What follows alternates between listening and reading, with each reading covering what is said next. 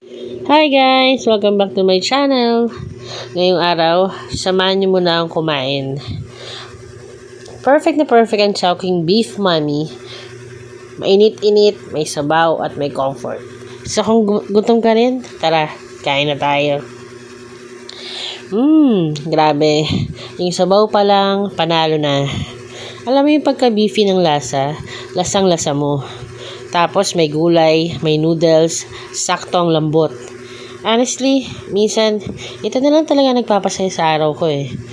Minsan, okay lang kahit mag-isa ka, basta masarap ang pagkain, di ba? Alam nyo ba, dati nung estudyante pa ako, pag wala akong budget pero gusto ko ng comfort food, ito talaga ang nilalapitan ko. Parang yakap sa tiyan. Ngayon, kahit working na ako, hindi pa rin ako nagsasawa. Actually, I deserve this. Char. After ng stress sa work, minsan isang bowl lang ng beef mommy okay na eh. Guys, tignan nyo. Ang daming laman. May beef strips na malambot, hindi tinipid. Ang noodles, firm pa rin kahit nasa sabaw. Tapos nilagyan ko pa ng konting chili oil para may konting kick. Try nyo minsan, mas sumasarap lalo. Sabay higop ng sabaw. Comfort in a bowl talaga. Minsan, kailangan natin ng ganitong pause. Yung simple lang, kain ka, tahimik, walang iniisip.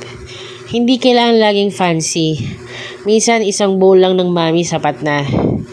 Ito yung mga bagay na dapat din natin na i-celebrate. Yung small joys sa mundo na mabilis. Minsan, kailangan natin bumagal.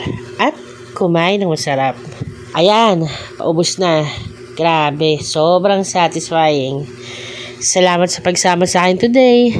Kung na-enjoy mo tong video na to, don't forget to like, comment, and follow. At syempre, try nyo na rin yung beef mommy ng Chowking. Kita-kits ulit sa next kain time. Bye and stay